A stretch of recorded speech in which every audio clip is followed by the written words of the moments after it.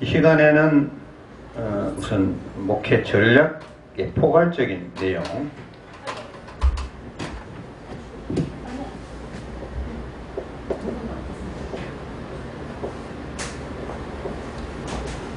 목회 전략, 이제 이 목회 전략이란 게 여기에 빠진 게 뭐냐? 경영 전략이에요. 목회 경영. 경영은 항상 우리가 경영이라는 것은 보통 이야기할 적에 최소의 비용으로 최대 효과를 낸다. 최소의 비용, 최대 효과. 이 이야기를 많이 해요. 경영이라는 것은 돈을 많이 들이고 뭐를 많이 사람을 많이 들이고 물자를 많이 들이고 하면 누가 못해? 다 잘할 수 있어. 삼척동전도 잘할 수 있어. 그렇지만 돈을 적게 들이고 사람을 적게 들이고 물자를 적게 넣고 해서 효과를 많이 올려야 된다는 것이 이게 이 경영 전략이거든요. 그런데 이제 우리가 여기 이제 신학대학원 만들었단 말이에요.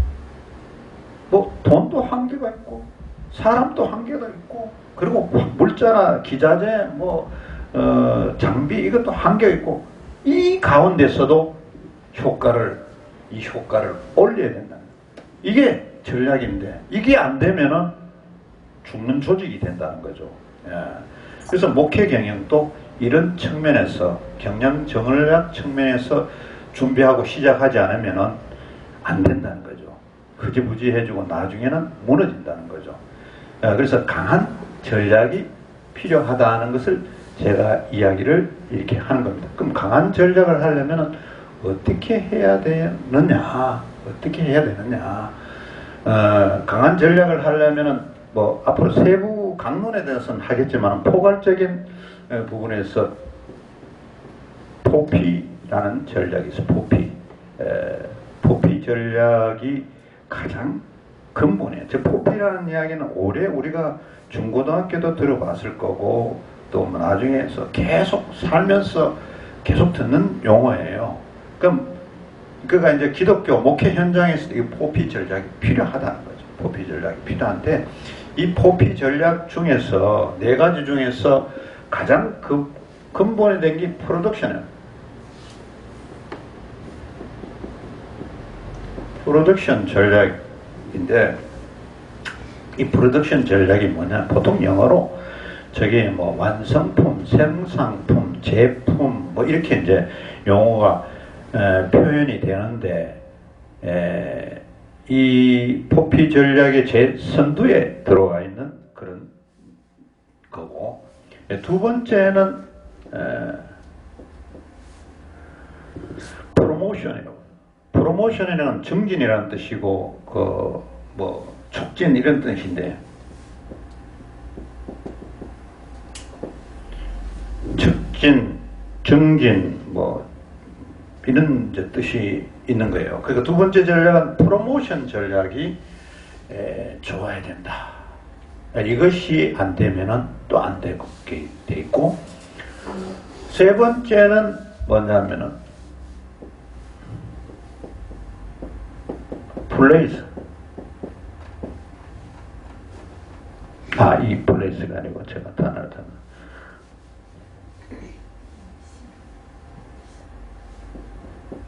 PLAC.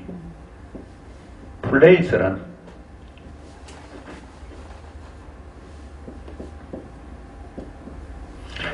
이 장소라는 개념이에요. 장소, 포지셔닝, 위치라는 그런 뜻인데 플레이스 전략이 잘 되어야 된다라는 것이 세 번째고 그 다음에 네 번째는 뭐냐 하면은 프라이스. 프라이스가 뭐냐면 가격, 코스트, 이제 경비 그런 뜻으로 정리되는데 이 네 가지 전략이 배합된 전략이 수립되고 이것이 시작할 때 잘 정리가 되지 않으면 전체가 흐름이 이제 이게 나중에 진행되면 나가면서 나중에는 스와프 전략, 분석이 스와프 전략 강약점, 뭐 장점, 단점, 약점 이런 게 분석이 돼서 고잉 컨선을 하는데 기업에 있어서는 그래요. 그럼 목회도 마찬가지예요. 목회도 이 바탕 위에서 진행되지 않으면은 목회를 성공할 수 없다고 저는 생각해요.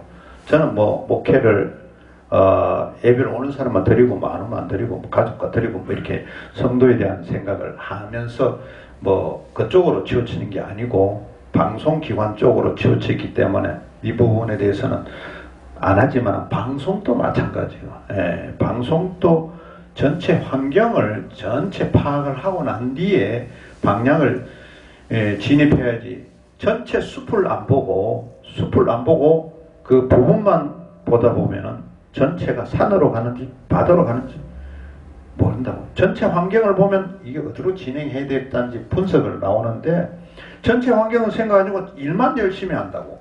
만약에 배는 바다로 향해 가면서 일을 열심히 하면 괜찮아. 배가 산으로 가고 있는데 그 속에 일을 열심히 해도 안 된다는 거예요. 대한민국이 지금 돈을 많이 찍어냈잖아요. 돈을 많이 찍어내니까 인플레가 심하다고. 이게 지금 뭐 자산 가치가 올라가서 집값이 올라가는 게 아니에요. 정부가 들어오면서 돈을 엄청 찍어내갖고 인플레가 돼갖고 지금 막 올라가고 지금 채소값도 막 올라간다고 봐요. 모든 분야에 돈이요. 그동안 막 퍼주기식으로 돈을 막 찍어갖고 막 나눠준 거예요. 이거는 완전히 또라이 짓이요. 산만이죠.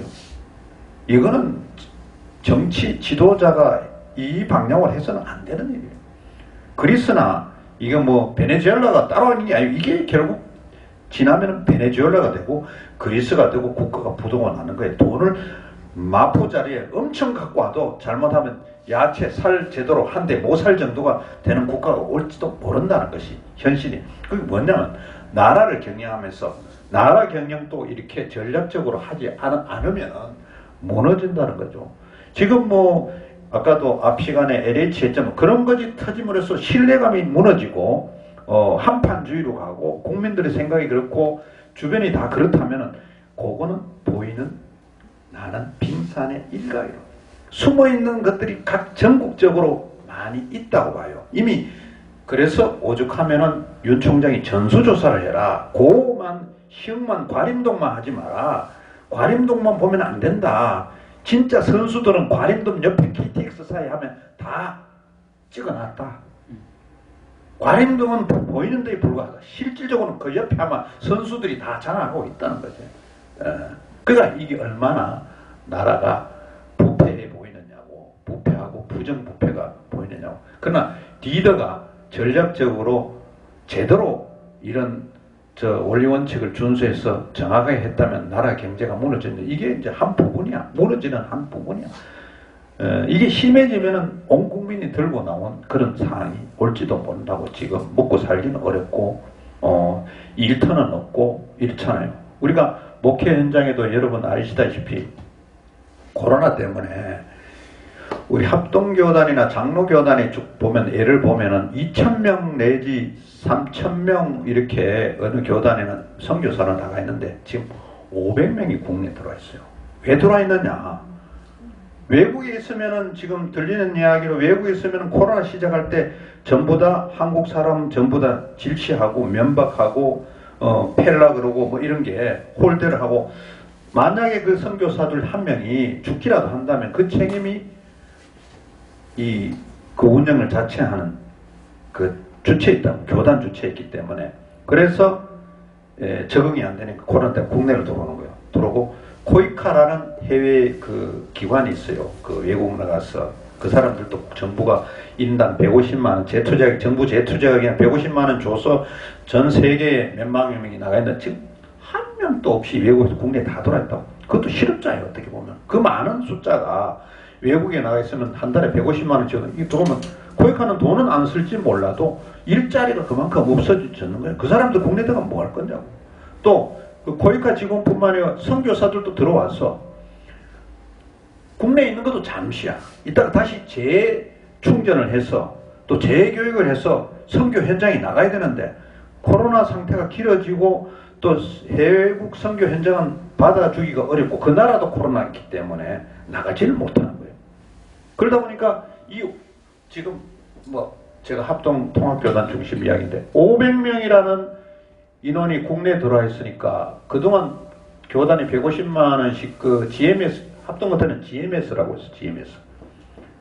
GMS 우리 지난번에 취재를 같이 가봤지만 GMS가 해외 선교를 해주는 재단인데 거기서 돈을 150만 원 정도 준다 하면은 제3국 아프리카나 아시아나 남미나 이런 데는 생활이 돼요.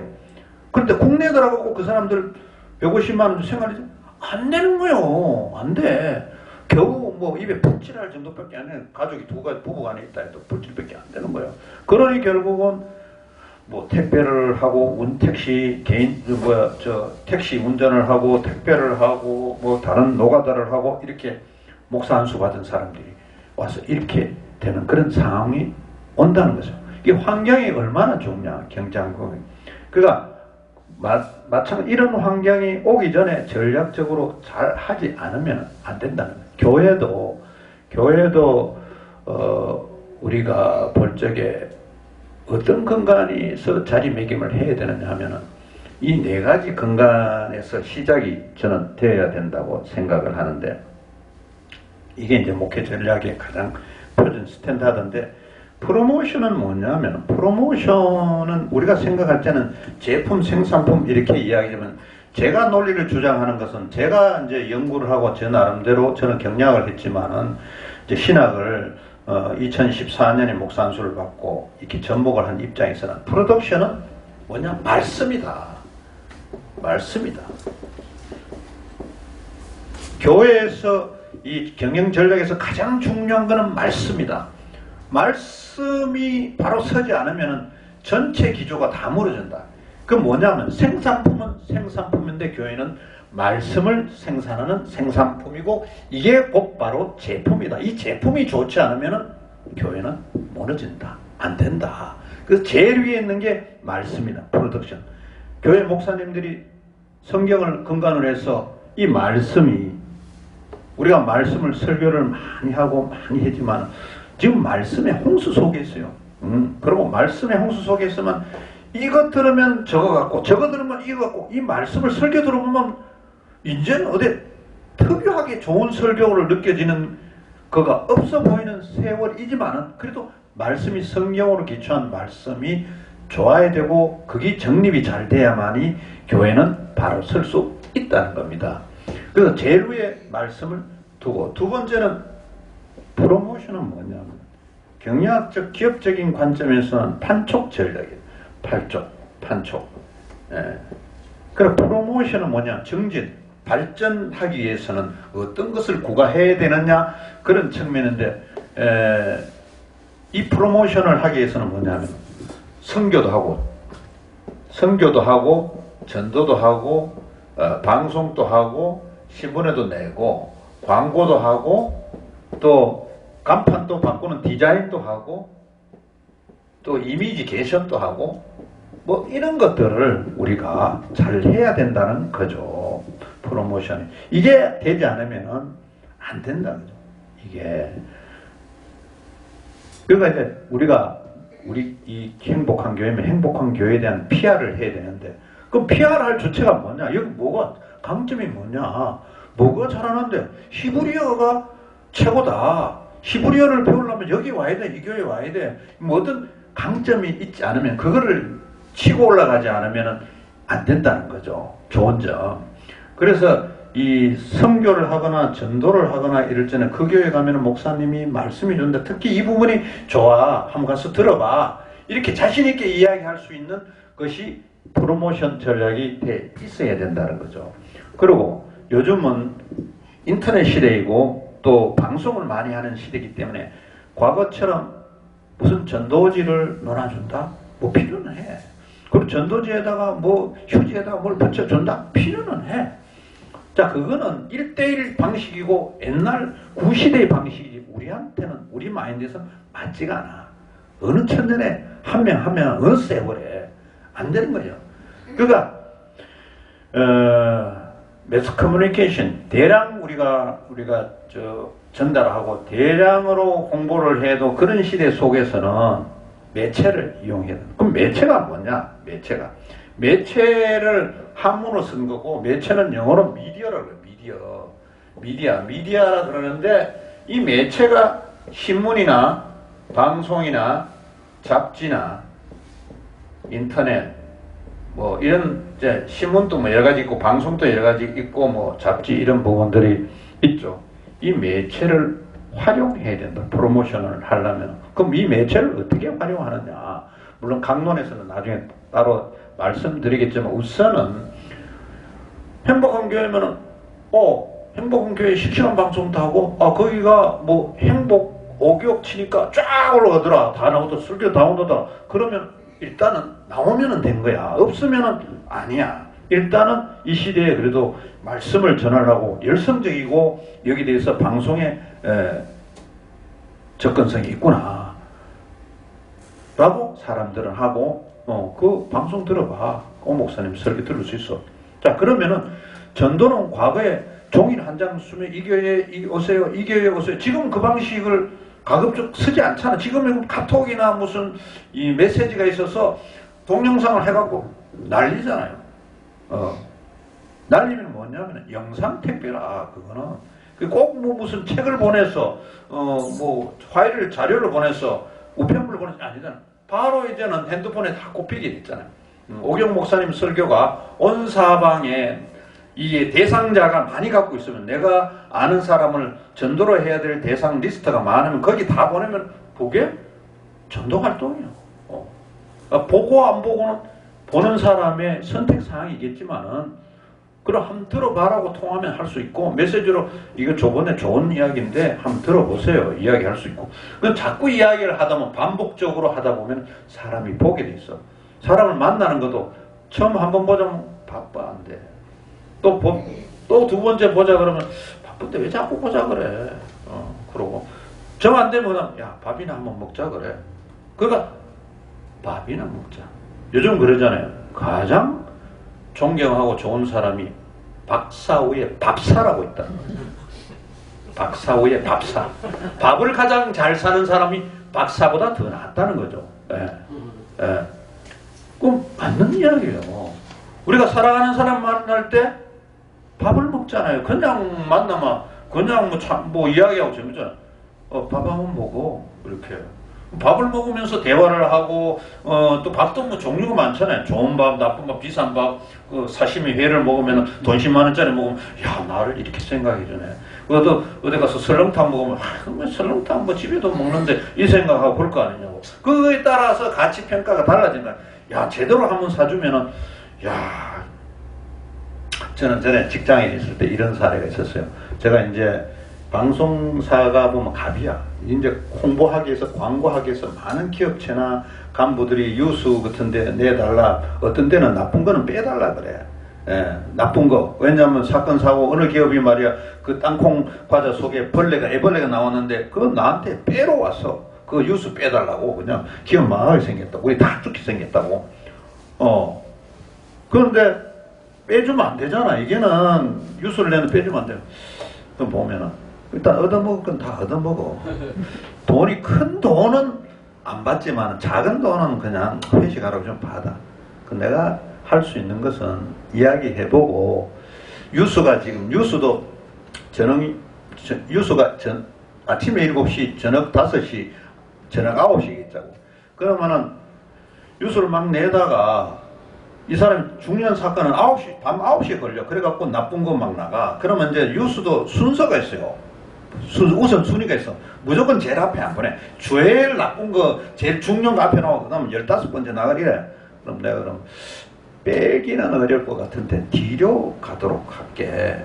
너 보니까 9시 저녁에 그 나쁜 거, 땅콩벌레 9시, 밤 9시 뉴스 낼까? 이러면은, 어이구, 안 된다. 그러면 아침에는 괜찮겠지. 사람들 많이 안 보니까. 그러면은 좋지. 안 낼 수는 없어. 우리도 먹고 살아야 되는데 취재해갖고 안 내면 빼주면은 이게 나쁜 놈은 그럼 뒤로 좀 빼줄게. 그러면 저녁 9시에 안 나가고 아침 뭐 7시에 내든가 하고, 뭐 좀 못하면은 오후 5시에 뭐 밝아오는 농어촌 뭐 이런 거 뭐 그거 할 적에는 내면 덜 보자. 사람 많이 보면은 그만큼 망하는 거야. 그렇게 해갖고 이렇게 무마하는 방법이 그래서 그 사람도 기분 안 나빠요. 도와줄게. 그 정도밖에 할 수 있다. 더 이상 안 돼. 여기도 다 뭐 월급 받고 취재 나갔는데 빼자 그러면은 나를 돈 받아 먹고 빼줬다 그러는 거 안 되잖아. 이게 마찬가지 논리가. 그래서 그런데 들어가면 안 돼. 교회가 어떤 교회들은 뭐 부동산을 투자하느니 뭐 그리고 이제 목사님들이 뭐 돈을 끌어모은다느니 또 뭐 여자 관계가 복잡하다느니 뭐 이게 가장 중요한 게 남자 목사들은 돈 문제하고 여자 문제 사실은 목회 그 항상 거기서 문제가 터져요. 두 가지만 이상 없으면 잘 가는 거예요. 말씀 좀 못해도 괜찮아. 전도 좀 못해도 근데 그 두 가지에 걸리면 100번 잘하다가 100번 뭐 실버들 갖다가 뭐 좋은 거 막 먹여주고 뭐 선물도 주고 천국에 안내해주고 기도는 막 해주고 별거 다 하다가 자기 거 뭐 하나 돈을 어떻게 횡령했다거나 여자 문제 걸리면 이거는 뭐 바로 가버리는 거야.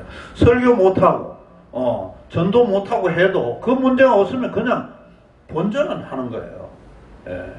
이 목회자들이 참 중요한 건데 근데 이게 왜 이게 이미지 문제 이미지 교회도 이미지 문제가 한 교회가 이미지가 나빠지면은 이단이다 이라면은 그 계속 그 이단이 교회는 굉장히 무서운 것 같아. 이단이 그 이단이 간별사들이 말이죠. 이게 뭐 또 보면 그것들 돈 안 주면 이단으로 돌리고 돈 주면 또 빼주고 뭐 이런 것도 또 있는 것 같아 보니까 이단 간별하는 것도 보면은 돈 잘 주다가 정강원 목사님 돈 잘 주다가 어느 날 돈을 안 주니까 나를 이단으로 막 그냥 몰더라 뭐 이렇게 이제 이해하는 목사들도 있어요.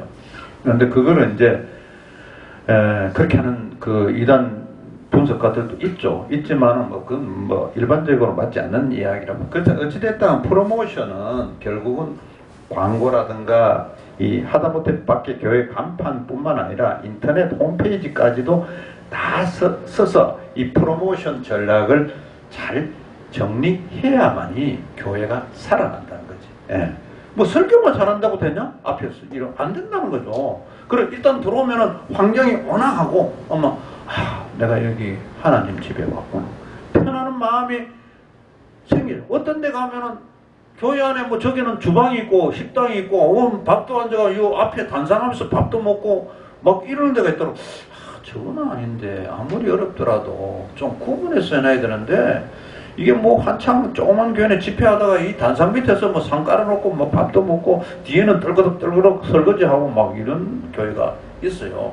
왜냐하면 주거와 같이 하는 교회가 있거든요. 왜냐하면 살림집도 살면서 교회 하는 데가 좁으면은 그럴 수 있다고 봐요. 근데 이게 이제 구분이 돼야 되는데 구분이 안 되고 하는 것은 정말 문제가 있다는 거죠.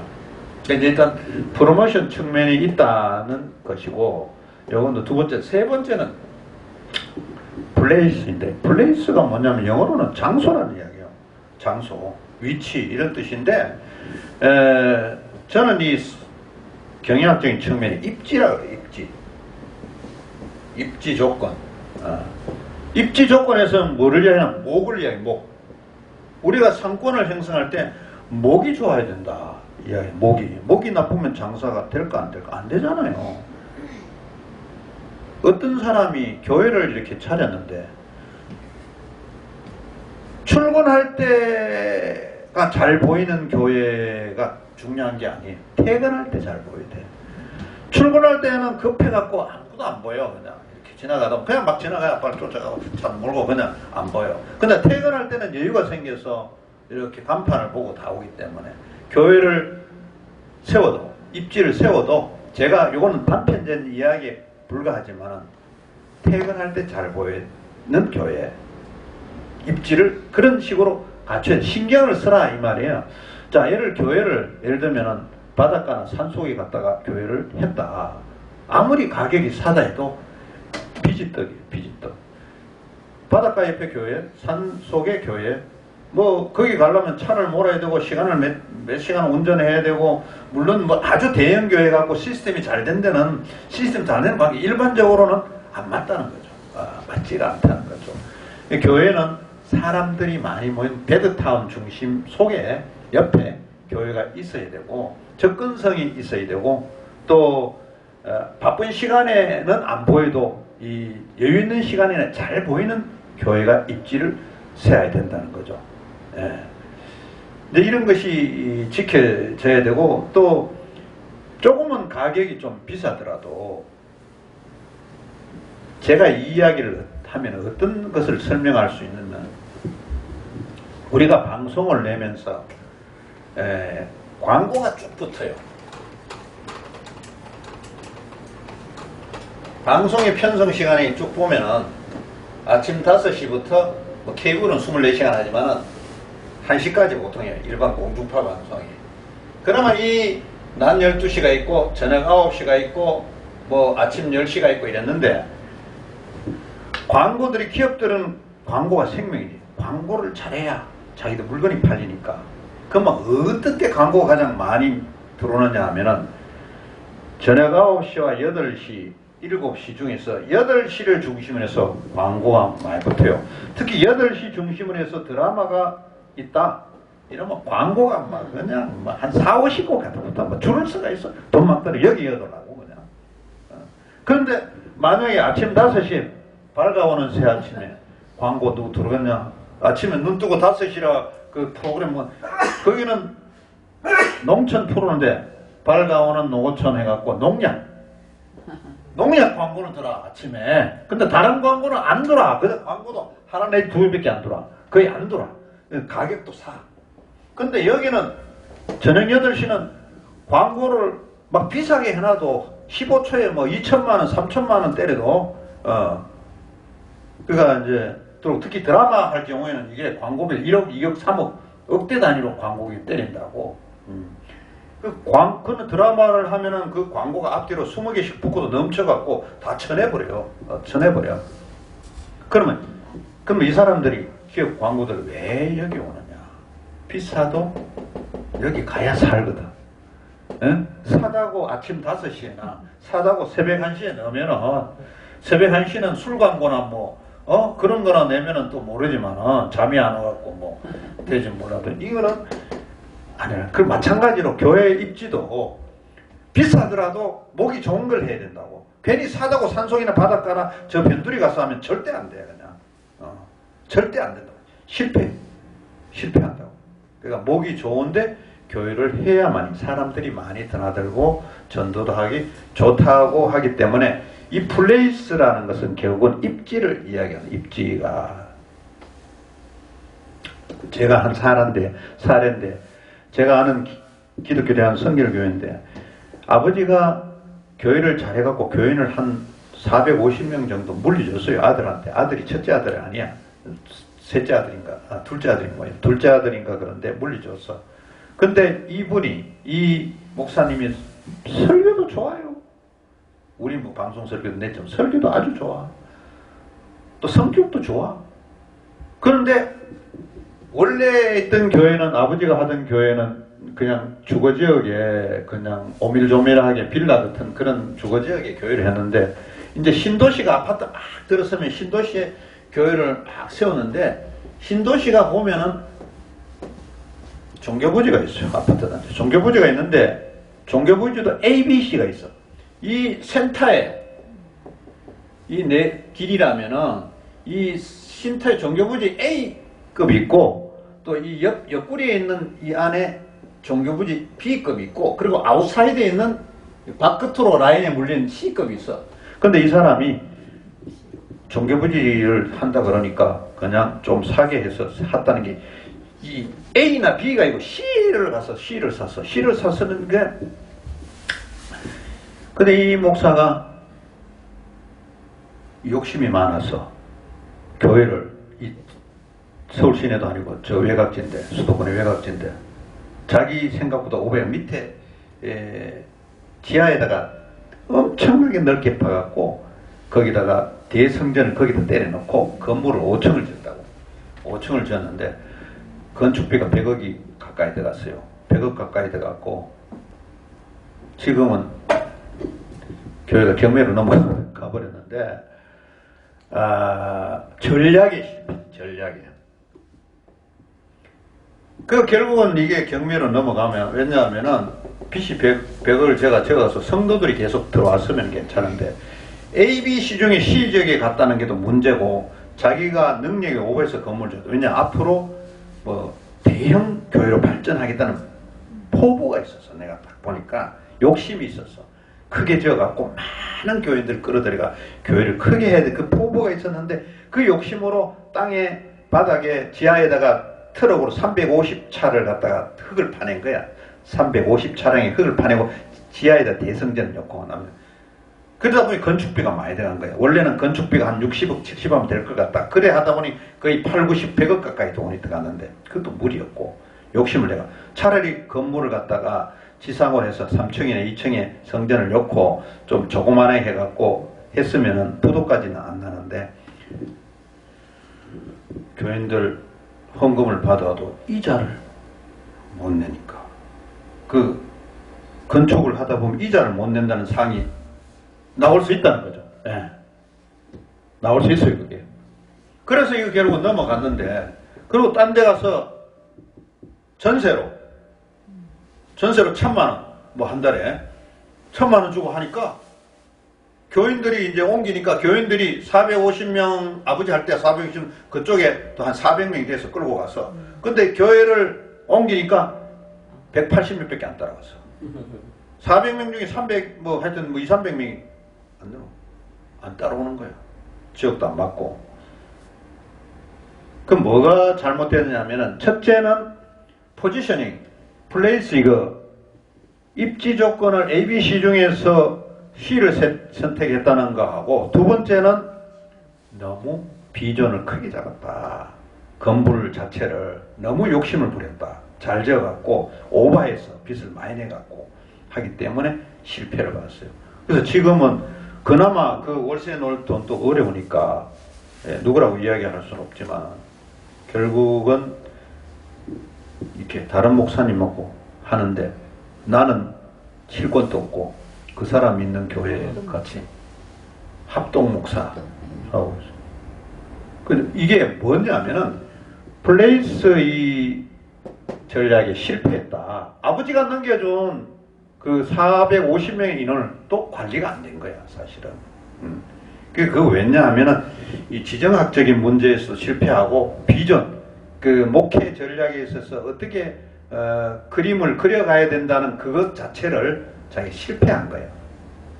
그래서 근데 비단 그 사람뿐만 아니고 다른 교회 사례는 지금 말을 안 해서 그랬어. 표면 나타나지만 경매로 나온 교회가 굉장히 많다는 거예요, 지금. 그러면 지금 약간의 돈만 있으면 교회 잡기가 지금 굉장히 좋아. 지금 교회 잡기가. 저도 이제 이 교회에 대해서 신경을 썼다면 교회를 몇 개나 지금 했을지 몰라. 그건 아예 신경을 안 쓰고 방송만 아예 교회를 넘어가는 교회를 그렇게 협력해서 몇 개를 하면 교회를 얼마든지 하고 전략적으로 하면 할 수 있을 거라고 생각을 해요. 근데 이제 방송을 신경 쓰다 보니까 이쪽으로는 안 두는 경우가 있기 때문에. 그래서 입지 조건을 제가 이야기하는 거예요. 장소. 물론 뭐 건물도 디자인도 잘 지어도 뭐 이런 부분보다도 위치 포지셔닝이 좋아야 된다는 것을 이야기합니다. 그리고 이제 네 번째는 뭐냐 하면은 프라이스라는 건 뭐죠? 가격이고 돈이나 보통 말하면 뭐 물건을 살 적에 이게 얼마고 이야기하는데 이 프라이스라는 개념에 성도들 입장에서는 돈이 들어가는 교회는 안 된다. 뭐냐? 이게 뭐냐 하면은 헌금을 많이 내야 된다는 이야기예요. 왜냐하면은 자 우리가 교회 가면은 큰 교회가 보면 부담이 없는 교회가 많은데 봉사도 많이 해야 되고 헌금도 많이 해야 되는 교회가 있어요. 예. 봉사도 많이 되고 헌금 보면 자기가 역할도 큰 왜냐 좀 적은 교회 아주 큰 교회는 뭐 자기 역할을 덜 해도 그냥 예배만 왔다 갔다 해요. 어느 정도 작은 교회는 봉사도 해야 되고 헌금도 많이 내야 되고 그리고 빚이 있으면 그 빚에 대한 부담도 많이 뭐 건축 헌금을 낸다든지 해야 돼. 그러니까 교회는 이 성도들한테 이런 프라이스 돈에 대한 비용을 많이 부담시키는 교회가 돼서는 안 된다는 거죠. 그러면은 오는 성도들이 도망을 갈 수밖에 없다는 거죠. 전략에 있어서. 그러니까 있던 성도들도 건축해갖고 여기 지금 건축비 많이 들어가면 뭐 장로님들이나 뭐 있으면은 집을 담보로 해갖고 교회 살린다고 하잖아요. 내 집도 담보 얼마, 저 장로도 집 담보, 뭐 권사도 집 담보 내가 얼마 이렇게 하잖아요. 근데 그게 사실은 과거에는 그렇게 기독교가 부흥하고 할 때는 이게 괜찮았는데 지금처럼 헌금이 절반이나 3분의 1 거치고 4분의 1 거칠 때는 이게 무너지는 거예요. 어느 교회라고 이야기 않지만 제가 그 권사까지 있던 그 교회도 쉽지 않아요. 제가 그냥 부지를 내가 확정해서 내가 교회를 짓도록끔 기반을 만들어줬기 때문에 빚이 60억 가까이 되는데 거기도 원금을 못 갚아. 교회 지은 지가 5년, 뭐 6년 일이 됐는데 원금을 못 갚고 계속 이자 내기도 힘든 가운데 교회는 늘지 않고 요즘 또 코로나가 직면해가 1년에서 그러면은 그가 뭐 교직자들 다 내보내는 거야. 그냥 담임 목사, 부목사 이렇게 뭐 해가 꾸려가고 그 어떻게 보면 부목사 사모들도 일하고 이래갖고 겨우겨우 맞춰가는데 이런 상황이 오면 어렵다. 그래서 그런 경우에는 성도들한테 이런 부담이 비용적인 부담이 들어가기 때문에 이 프라이스 전략도 고려해야 된다고. 사람들은 성도들은 가장 이상적인 게 말씀이 첫째 좋아야 되고 그 교회 이미지도 좋고 또 프로모션 또 잘 돼 있고 전도나 선교 정책도 잘 돼 있고 이런 데 찾을 거고 또 셋째는 내가 가기도 좋고 위치도 괜찮고 드나들기도 괜찮고 그런 데를 찾고 또 네 번째는 내가 돈도 없지만은 내 범위 안에서 생활 범위 안에서 헌금하고 그래야 되는데 오버해서 비용을 경비를 헌금을 부담하고 그런 측면은 안 준다는 거죠. 그래서 우리가 생각할 때 이 포피 전략이라는 게 경영학적인 측면에서는 굉장히 중요하다. 교회를 시작한다면 그냥 하나님이 나를 도와주시겠지. 나를 쓰시겠다. 많은, 제가 이제 이 목사 안수를 받고 둘러보니까 많은 여자 목사님들이 기도하면 다 주는 거야. 기도하면 다 갖다 주고 기도가 부족해가 그래? 그렇게 이야기를 많이 해요. 그럼 그 소리는 저는 어떻게든 감나무 밑에서 누워갖고 감 떨어지는 거 입 벌리고 있는 거하고 뭐가 다를까? 본인이 연락을 안 하고 기도 필요해요. 기도 필요하지. 노력 안 하고 기도만 자꾸 한다고 됐냐? 자기가 움직이고 머리도 쓰고 열심히 해야 되지만은 그러니까 하늘은 스스로 돕는 자는 늘 돕는 거지. 기도만 한다고 이게 될 거냐 하는 생각을 많이 해요. 근데 많은 사람들이 의외로 기도로서 많은 것을 받겠다. 그리고 교회는 경영적인 측면이 아니야. 경영은 장사야. 이래 생각을 하는 사람들이 많더라는 거죠. 근데 그게 아닌데 그렇게 하는 사람들은 앞으로 저게 비전이 있겠느냐. 저게 지금 뭐 제가 이제 저도 동기 목사 58명이 졸업할 때 목사 안수 받을 때 제가 대표 제일 첫 번째 나를 뽑아갖고 목사 동기생들 58명 동기 회장을 뽑아놔서 쭉 받으니 여자들이 거의 한 68%, 70% 돼. 남자들이 30% 돼. 뭐 그 중에 제가 나이가 좀 있는 편에 들어가지만은 지금 지나고 보면 그 58명 중에 해외 선교사 나간 사람 빼고 여기서 그대로 교회 그래도 하는 사람이 한 14명 되고 15명 정도도 그 중에 어렵지 않고 그래도 겨우 끌어가는 데가 절반 7, 8개 밖에 안 되는 거야. 그러니까 10% 정도가 교회를 하고 나머지 목사들은 이 목사 안수를 왜 받았을까? 기도도 안 하고 그럼 뭐 목회를 안 할 바에야 그냥 성도로 남아있지. 뭐 저는 하여간 뭐 기관 목사로 하지만은 그 생각이 들어. 그러니까 목사를 하면서 다른 교회 가서 일반 성도처럼 예배 드릴 것 같으면은 목사 안수를 왜 받나 라는 생각을 하게 하는 거예요. 그러니까 목회를 하려면은 작거나 크거나 작게 교회를 만들어서 나름대로 이런 전략을 수립해서 열심히, 지금은 과거하고 환경이 다른다고 생각해요. 왜냐하면 환경은 계속 변하기 때문에 과거 방식으로 교회를 세워서 설교를 하고 목회를 하고 한다고 하는데 지금 만약에 우리가 설교를 받아보잖아요. 그 전에 설교를 처음에 제가 6, 7년 전에 살 적에 설교를 1시간 넘게 하는 설교 막 넘어왔어요. 예, 설교를 올리니까 제가 봐도 참 지루해. 설교를 잘해도 지루해. 근데 보통은 나는 이렇게 이야기했어요. 설교를 넘가 좀 중에 30분 스탠드 하니까 30분을 끊어 나한테 남겨 주십시오. 그래도 그쪽 교회에서는 45분 설교, 심지어 뭐 65분 또 막 보내고 그래요. 그래도 아무 소리 안 올려주면. 근데 부탁은 해요. 부탁을 해줘도 30분 하나만 겨우 34분에 맞춰와요. 시작할 때 7년 전이에요. 근데 제가 시작해놓고 봐도 제가 왜 30분이라고 했냐 하면은 5대 방송, 메이저 방송사들이 30분 편성해요. 정확하게 30분은 아니야. 앞에 타이틀을 넣고 뒤에 끈시가 되면 한 28분 돼. 27분에서 28분 설교해요. 앞에 타이틀 들어가고 해가 30분 포맷으로 해야 1시간에 2꼭지 설교를 넣는 거예요. 근데 지금 시간이 지나서 보면은 저는 이렇게 이야기하면은 이미 오래 된 목사들한테 욕도 먹을지 모르지만 설교 20분 이내로 끝내라. 20분 이내로. 이제 20분 넘으면은 주건부 같은 말 또 하고 같은 말 또 하고 한다. 했던 말 또 하기 때문에 20분 내로 압축해서 설교를 다 하고 사람들은 15분 넘어가면 안 봐요. 지금 정말 젊은 사람들 딱 시간을 먼저 보고 설교를 야, 기네 안 봐. 기면은 15분 넘어가 안 봐. 그나마 저는 그래도 보수적이기 때문에 20분 정도에 맞춰서 설교. 처음에는 30분, 지금 10분 줄어갖고 6, 7년 지났지만 20분에 맞춰서 설교하면 좋겠다.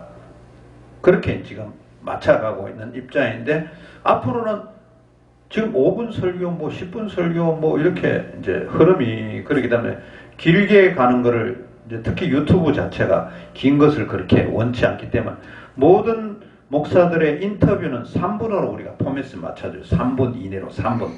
뭐 들이대면 인터뷰하면 3분. 길게 할 필요가 3분이고. 그리고 이제 모든 목사들이 자기 PR을 해야 되겠고 자기가 나름대로 말을 해야 되겠다고 하고 이거는 주지적으로 주제를 갖고 말하는 거는 10분으로 10분 넘는 거를 원치 않아요. 예. 그러니까 사람들이 앉아서 들을 수 있는 거는 10분이 지나면은 다리도 꼬고 뭐 허리도 꼬고 그래. 사실은 꼬고 이제 언제 끝나나 이런 생각을 해요.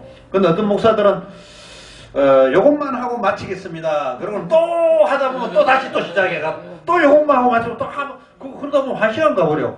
이제 끝을 내면서 요것만 하고 마치도록 하겠습니다. 그럼 그때부터 또 시작이야. 그런 목사님들이 참 많아. 그 말하기를 좋아하는 그러니까 이제 저들도 방송도 말공장 사람들이지만 목사님들도 말로서 말을 하니까 말이 많을 수밖에 없는 것 같아요. 그러니까 그러다 보니까 원로 목사이나 은퇴 목사님들이 세워주면은 그냥 옷을 땡겨야 돼. 그만하라고 뒤에 사람 기다리니까 이 옷을 좀 땡겨야 내려올까? 그것도 안 내려가거든요. 그래서 그 순서에 정해놓은 진행되는 그런 과정을 보면서 참 웃기도 하고 그렇지만은 제가 이 시간에는 이야기했지만은 목회 경영, 목회 전략에서 가장 근간이 되는 포피에 대해서 이 포피에 대해서 이제 각 시간별로 사례나 케이스 스터디 우리가 어떻게 가야 되겠다. 프로덕션은 어떻게 가야 되겠다. 프로모션은 어떻게 가야 되겠다. 또 입지나 플레이스의 정책은 어떻게 가야 되겠다. 프라이스 정책은 뭐 뭐니 해도 머니가 최고다 그래요. 머니가 있으면 세상 교회도 사고 머니가 있으면 성도들도 2,000원, 3,000원, 5,000원 줘갖고 오라 그러면 돈 받으러 할머니, 할아버지 오기 때문에 돈을 줘갖고 100명을 모으는 교회도 있어. 여기도 채우려면은 와서 5,000원씩 준다면 여기 꽉 다 차. 3,000원, 5,000원 주면 다 차요. 그러면은 이제 우선 다른 사람 보기에는 야 교회 사람 많네. 목사님 참 그냥 설교자 이렇게 할 수가 있어요. 뭐니 해도 머니가 최고인데 목회 전략에도 머니가 중요하다.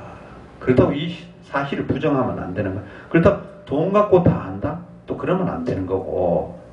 그러니까 어느 정도의 돈 우리가 전도를 하는데 그 집에 하다못해 휴지라도 사다 주고 하다못해 선물에 들고 가면은 하다못해 밥이라도 사주면은 근데 얻어먹은 사람은 안 나올 수가 없어요. 계속 얻어먹다 보면 이 끌려갖고 아이고 맨날 얻어먹으면 안 갈 수는 없고 교회 나온다고 그건 또 선교 전도 전략이야. 그렇게 해서 신앙을 심어주면은 나중에 내 식구가 되는 거예요. 그러니까 그거 필요해요. 그게 돈을 퍼먹이는 그 방법이 나쁘다 생각하면 안 돼요. 필요하다고 그 전략이. 그래서 그 필요하다는 것은 자기 범위 안에서도 오바해서 하면 안 되고 자기 범위 안에서 예를 들면 막말로 여기에 노인들 온다면 저 같으면 노인들 2,000원씩 드릴게. 그래서 와서 차비는 되잖아요. 2,000원 주면 2,000원 3,000원 주면 1,500원 곱하기 하면 3,000원 주면 노인들 올 사람 많아. 많아요. 그 올 때마다 그래도 그냥 안 보내고 떡국이라도 봉지에가 보내고 쌀도 조금 얘가 보내고 뭐 만두도 좀 보내고 하면 그 몇 푼 안 되거든. 주고 나면 그 다음에 돈 받고 그거 받으러 하나님 찾으러 오는 거야. 그럼 교회는 늘어나. 그렇게 성공은 아니지만 그렇게 해서 유지하는 교회가 많아 지금. 이건 참고사항이야. 그거 하라는 이야기가 아니고. 하여튼 오늘 포피에 대해서 말씀을 드렸고 일단 포피가 중요하다 우리 전략에서. 그래서 오늘 두 시간 하면서 했습니다. 자 오늘 경영론 예배를 마치도록 하겠습니다. 고마우신 아버지님 오늘 또 첫째 첫날 두 번째 시간 주님 뜻 가운데서 목회 경영론 강의를 하였습니다. 듣는 사람이 부족하고 또 뭐 이런 부족한 마음이 있을지는 몰라도 현장에 있는 생생한 이야기를 전해줌으로써 우리가 어떻게 우리가 목회를 하면서 운영이나 경영을 해야 될 것인지 이게 조금은 자리 잡힐 수 있는 시간이 되었으면 좋겠습니다. 또 앞으로도 많은 우리가 또 학생들이 모여서 이 어두운 이 교회가 핍박받는 요즘 교회의 이 활동이 조금은 또 현장 예배를 드리면서 넓혀지는 교회가 되기를 바라면서 또 많은 교회들이 또 어려운 가운데 부도도 나고 교회를 내놓고 교회를 그만두고 이런 과정들을 겪고 있는 이 시대에 우리가 좀 더 세신하고 또 어려울 때 우리가 다음에 기회를 바라볼 수 있는 그런 현장 목회가 되는데 도움이 되는 강의가 되기를 아버지 하나님 바랍니다. 귀한 기회를 주신 우리 또 목사님의 축복 드리면서 다 함께 더불어서 또 비전을 생산하는 이 대학원이 되기를 기대하면서 오늘 예배를 마치고자 합니다. 모든 것을 예수님 이름 받들어 기도드리옵나이다. 아멘.